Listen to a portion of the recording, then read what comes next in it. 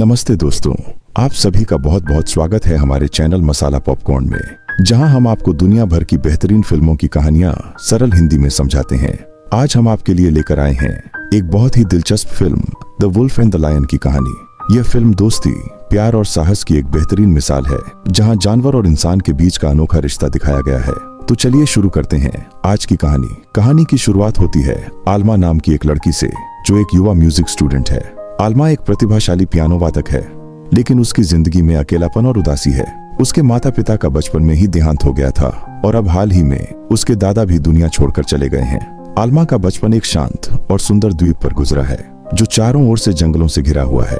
यह जगह उसकी यादों और जज्बातों से जुड़ी हुई है, इसलिए वो अपने दादा के देहांत के बाद वहाँ वापस लौटती है। द्वीप के चारों ओर फैला घना जंगल, शांत झीलें और ऊंचे ऊंचे पहाड़ फिल्म में प्रकृति की सुंदरता को बड़े ही शानदार तरीके से दिखाते हैं। यह जगह आल्मा को शांति देती है और वो यहाँ आकर अपनी पुरानी यादों में खो जाती है। लेकिन आल्मा की जिंदगी का सबसे बड़ा मोड़ तब आता है जब वो जंगल में एक छोटे भेड़िए के बच्चे और एक शेर के शावक को बचाती है। एक दिन आल्मा को अपने घर के पास एक छोटे से भेड़िए का बच्चा मिलता है, जो अपने परिवार से बिछड़ गया है।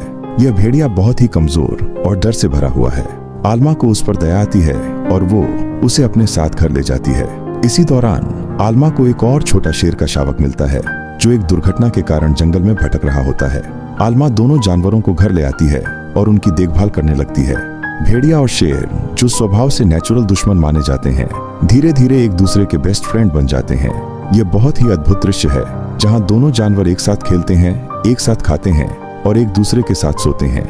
आल्मा इस अनोखी दोस्ती को देखकर हैरान होती है और उसे लगता है कि शायद ये दोनों जानवर इंसान से ज्यादा समझदार हैं, क्योंकि वो आपस में नफरत नहीं बल्कि प्यार करते हैं। आल्मा धीरे धीरे इन दोनों जानवरों के साथ बहुत ही गहरा रिश्ता बना लेती है। वो दोनों को अपनी जिंदगी का हिस्सा मानने लगती है और उनकी देखभाल करने का पूरा जिम्मा उठाती है। आल्मा का घर अब सिर्फ एक इंसान का घर नहीं रहा, बल्कि यह एक ऐसी जगह बन गया है जहाँ इंसान और जानवर एक साथ रहते हैं, एक दूसरे के लिए प्यार और सम्मान रखते हैं। आल्मा म्यूजिक की दुनिया से आई है, जहां उसे हर समय परफेक्शन की तलाश रहती थी, लेकिन इन जानवरों के साथ रहते हुए वो सीखती है कि जिंदगी में हर चीज को कंट्रोल करना जरूरी नहीं है।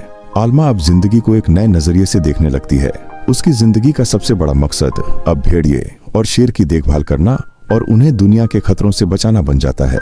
लेकिन आल्मा की खुशियों पर जल्दी ही एक बड़ा खतरा मंडराने लगता है।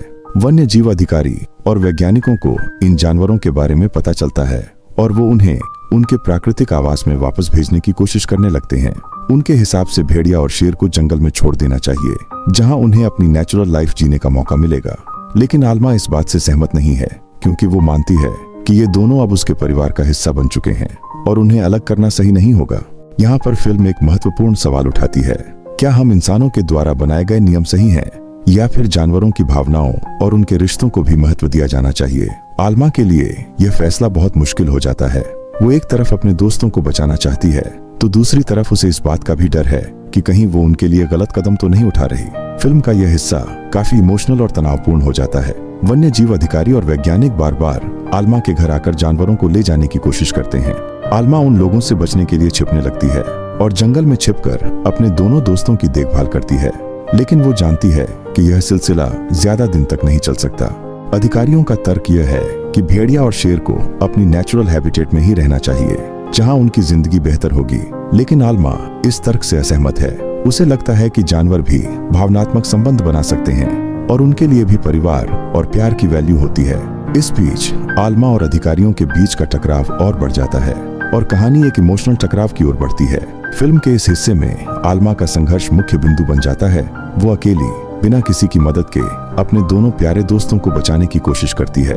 वो एक निडर योद्धा की तरह हर चुनौती का सामना करती है, लेकिन यह सफर आसान नहीं है। एक तरफ उसे अधिकारियों का सामना करना पड़ता है, तो दूसरी तरफ उसे अपनी म्यूजिक की पढ़ाई और करियर के बारे में भी सोचना पड़ता है, जो अब पीछे छूट चुका है। फिल्म में आल्मा की इस जद्दोजहद को बहुत ही इमोशनल तरीके से दिखाया गया है। उसकी मासूमियत और उसके जानवरों के लिए अटूट प्यार उसे हर मुश्किल का सामना करने की ताकत देता है। आल्मा को पता है कि भले ही वो अकेली हो, लेकिन उसके पास भेड़िया और शेर जैसे दोस्त हैं, जो उसे कभी नहीं छोड़ेंगे। फिल्म का सबसे दिल छूने वाला हिस्सा तब आता है जब अधिकारियों को आखिरकार भेड़िया और शेर को पकड़ने का मौका मिल जाता है। आल्मा चाहकर भी उन्हें रोक नहीं पाती और उसके दोनों प्यारे दोस्त उससे अलग कर दिए जाते हैं। भेड़िए को जंगल में छोड़ दिया जाता है, जहां उसका परिवार है, और शेर को एक सर्कस में बेच दिया जाता है। यह पल आलमा के लिए बहुत ही दर्दनाक है। वो अपने दोनों दोस्तों को वापस पाने के लिए हर संभव कोशिश करती है, लेकिन हर बार उसे असफलता मिलती है। आलमा का दिल टूट जाता है और वो समझ नहीं पाती कि उसे अब क्या करना चाहिए। उसे यह भी नहीं पता कि उसके दोस्तों के बिना उसकी जिंदगी कैसी होगी। आलमा हार मानने वालों में से नहीं है। वो ठान लेती है कि चाहे जो हो जाए वो अपने दोस्तों को वापस लाएगी। आलमा जंगल में जाकर भेड़िए को ढूंढने का फैसला करती है। वो घंटों जंगल में भटकती है, हर दिशा में जाकर अपने दोस्त को आवाज देती है। आखिरकार उसकी मेहनत रंग लाती है और वो अपने प्यारे भेड़िए को ढूंढने में कामयाब हो जाती है। इसके बाद आलमा सर्कस में जाती है और शेर को आजाद करने की योजना बनाती है। यह एक बहुत ही साहसिक और खतरनाक कदम होता है, क्योंकि सर्कस के लोग शेर को छोड़ने के लिए तैयार नहीं होते। लेकिन आलमा का प्यार और उसकी दृढ़ता अंत में जीत जाती है और वो अपने शेर को भी आजाद कर लेती है। फिल्म का क्लाइमैक्स बहुत ही इमोशनल और दिल छू लेने वाला है। आलमा, भेड़िया और शेर आखिरकार एक बार फिर से मिल जाते हैं। तीनों फिर से अपने पुराने घर लौटते हैं, जहां उनकी जिंदगी की शुरुआत हुई थी। यह दृश्य दर्शकों के दिलों को छू जाता है, क्योंकि यह दिखाता है कि असली प्यार और दोस्ती कभी हार नहीं मानती। आलमा के लिए यह सफर बहुत ही कठिन था, लेकिन उसने अपने प्यार और दोस्ती की ताकत से हर मुश्किल का सामना किया और अपने दोस्तों को वापस पा लिया।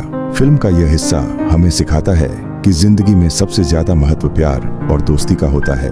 The wolf and the lion हमें एक बहुत ही महत्वपूर्ण संदेश देती है। ये फिल्म दिखाती है कि जानवर और इंसान के बीच भी एक गहरा और सच्चा रिश्ता हो सकता है।